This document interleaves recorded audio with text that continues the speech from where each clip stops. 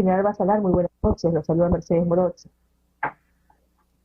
Buenas noches, doctora. Siempre un gusto estar en su programa. Buenas noches a todos los televidentes. Gracias. General Basalar, queremos preguntarle, en el BRAE, la Comisión del Congreso que investiga la matanza de 16 personas en Vizcatán del N nunca llegó a la zona. ¿Qué es lo que puede haber ocurrido? Es decir, nuevamente el Congreso está distraído en muchas cosas, pero este tema también es algo importante que debe ser investigado. Por supuesto que tiene que ser investigado ese tema porque cuando ha sucedido ese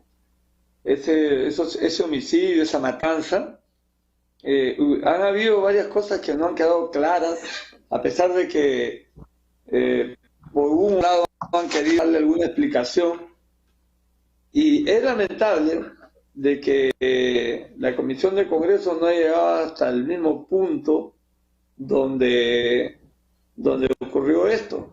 Yo creo que no hay ninguna justificación porque los medios están para poder llegar, y también está lo que de repente le preocupa a la mayoría de los congresistas o de la comisión, la seguridad, ¿no? La seguridad está ahí.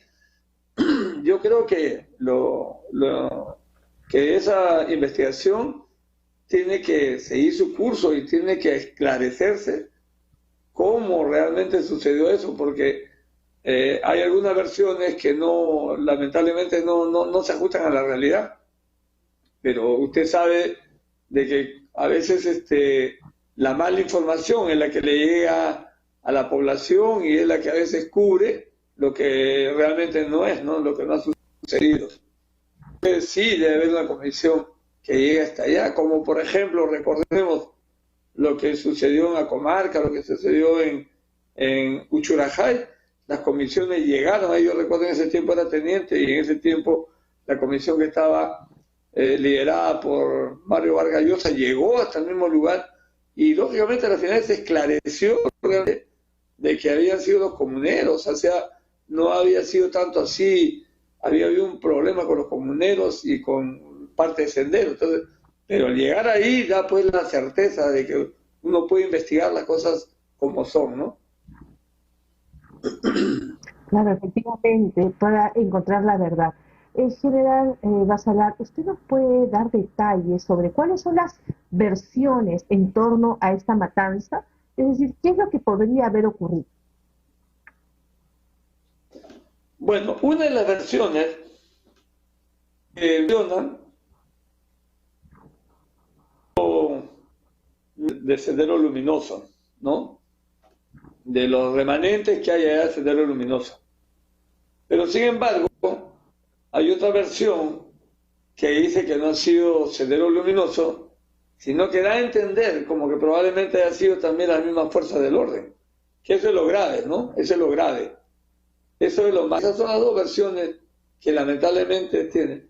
Y hay una versión que también puede ser posible, que es como hoy día ya se han levantado una serie de condiciones que había con referente a lo que era digamos, el sembrado de la coca, y ha ido cambiando una serie de cosas.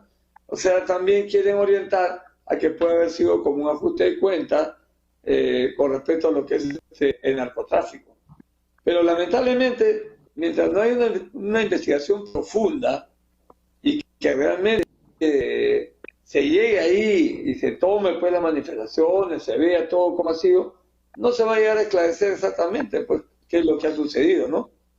Ahora, lógicamente, más que todo esto está orientado pues a la parte de como una venganza por parte de los elementos senderistas o los elementos que no están, que no, para ellos no se han ajustado pues a lo que los pobladores deberían hacer cuando ellos dan ciertas disposiciones, porque también ellos de alguna manera también presionan a la población, presionan a los comuneros. Entonces, esas son las versiones que hay, pero no hay nada concreto, ¿no? Mientras tanto, uno no puede pues tampoco definir exactamente qué puede haber sucedido, ¿no? General Salar, ¿por qué es tan complicado llegar a luchar o erradicar los remanentes terroristas, así como el narcotráfico? Es decir, ¿qué es lo que sucede?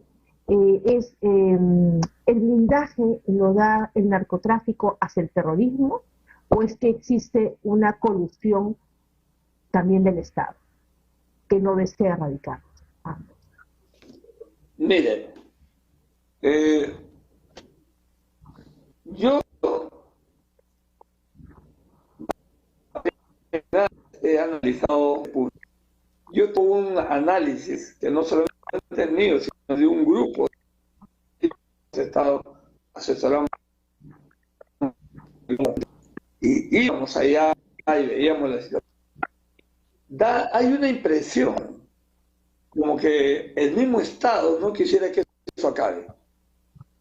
Es lamentable decir esto, pero ahí se presume que hay una intencionalidad de que un Estado no quisiera que eso termine. Y porque, en primer lugar, Sendero Luminoso fue derrotado militarmente, porque respecto a todo lo que ellos hacían y todo el poder que tenían y todo lo que habían copado en el Perú, entonces militarmente sí se le diezmó. Pero cuando se tenía que darle, como quien dice, pues la parte final, hubieron una serie de ponencias que lamentablemente, con respecto a lo que es la exigencia de derechos humanos y tantas cosas, que la malinterpretaron, no dejaron que eso llegue a su final. De eso quedaron entes que a las finales se enquistaron en lo que viene a ser ahora la zona del Braen, y que poco a poco se fue reduciendo. Pero se han unido al narcotráfico. Por eso se creó esa nueva figura que es el narcoterrorismo. Y ellos, de cierto modo, por ejemplo, cuando ¿cuál es la figura acá? El narcotráfico necesita sacar la droga de ahí. Y para sacar la droga tiene que hacer una distracción. Entonces, ¿qué hacía? Utilizaba Sendero Luminoso, a los remanentes. Entonces ellos agarraban y hacían como que había un ataque por aquí, un ataque por allá, ¿no? Con comuneros, lo que sea, las patrullas, porque no es difícil hacer eso en esa zona. Entonces distraían y el narcotráfico aprovechaba. Por otro lado, el mismo Sendero Luminoso le daba protección al que trabajaban la droga, famoso. Es la impresión que se tiene. Y en realidad, un día yo propuse lo siguiente, dije, pero si digamos más determinado que había de 26 puntos alrededor del DRAE, era la que regresaba los insumos para que se produzca la droga. Entonces, si usted corta los insumos, nunca se va a producir droga. Entonces, no hay ese control y no hay una respuesta real de las autoridades por qué no se controla. Después, cuando para poder procesar la droga, no es que yo necesito un barril ni dos barriles de esos insumos, necesito camionada de eso. ¿Cómo es que entra eso hasta allá? ¿Cómo llevado? Que nadie ve que eso lo lleva. ¿Por qué no se controla? Si el Perú no tiene tantas carreteras de penetración como para que no sean controladas, ¿por qué, a pesar de que pasan esos camiones, llevan todo eso? Creo que no se va a estar gastando dinero en distrayéndolo así, digamos, muy abierta, que de repente no justifica comprar ciertas cosas de equipo. Se compran, por ejemplo, así como tienen, por ejemplo, Estados Unidos, que tiene como unos pórticos que cuando pasan por ahí los camiones, ellos toman la radiografía, algo parecido como lo que se ve en el aeropuerto. y se debe controlar la carretera, pero no lo hacen. Usted se da cuenta que lamentablemente las carreteras no son controladas. Son controladas. En general, Basalar, yo creo que debajo o detrás de las cortinas vivimos en un narcoestado. O sea, el Perú es un narcoestado. Yo creo que alguien que no lo diga es otra cosa. Porque las principales autoridades permiten que siga el terrorismo, permite que siga el narcotráfico. Y como usted lo dice, es tan difícil darte cuenta que puedes luchar contra ellos. Pero claro, eso no depende de los soldados, ni, por supuesto, ni de la plana menor. Eso depende pues de los grandes, ¿no? De aquellos pues que se enriquecen. O sea, aquí es todo enriquecimiento. O sea, le mortifica quien le mortifica, que le caiga quien le caiga. Sí, estoy completamente de acuerdo con usted. Estoy completamente de acuerdo con usted. Yo le comento que en un momento estuvimos sentados en bueno, el Comando Conjunto tiene una sala de operaciones donde cuando hay este tipo de reuniones, todos los jefes de las DIENFAS, el jefe de Comando Conjunto, venía de la DININDI, de la policía, etcétera. No, entonces es una reunión. Y en una de esas yo claramente me paré y mencioné lo que yo veía. Es lamentable ver que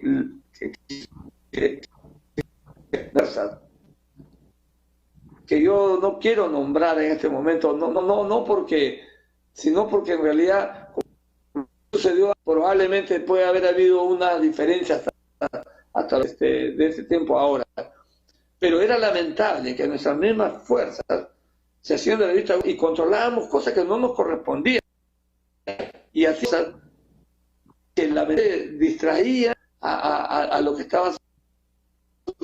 No había un control como debería ser. Entonces, eso es lo que está pasando. Y que usted me dice que hay una, digamos, apertura para que sea un narcoestado, claro, por supuesto que sí, porque usted se ha dado cuenta que inclusive a lo largo de muchos años han habido muchos representantes del Estado, políticos, etcétera, que se les ha encontrado evidencias claras de que están metidos con el narcotráfico. No nos olvidemos que ¿se acuerda usted del congresista de Pomar? Por ejemplo, él estaba metido en el narcotráfico en esa época. Cuando se han encontrado almacenes aquí donde se encontraban drogas, cuando hemos visto hasta inclusive que ha sido empleado algunas unidades del ejército en el avión presidencial, por ejemplo, de la Fuerza Aérea, en un buque que se encontró también en Hilo. Entonces, eso lamentablemente evidencia que estamos en ese camino. Quizás no estemos en la condición que están otros países, como se le estaba nombrando a Bolivia y en la situación que se encontraba Colombia, pero estamos en ese camino si no se logra controlar. Y si se va a hacer lo que se está haciendo ahorita, que se están quitando encima de eso las pocas bases que habían ahí y que estamos despoblando la parte de la seguridad, creyendo que al sacar eso los pobladores van a comenzar a sembrar y van a cambiar la siembra de la coca por un producto alternativo. Esa es la verdad que eso no va a suceder así. Nosotros estamos totalmente diferente.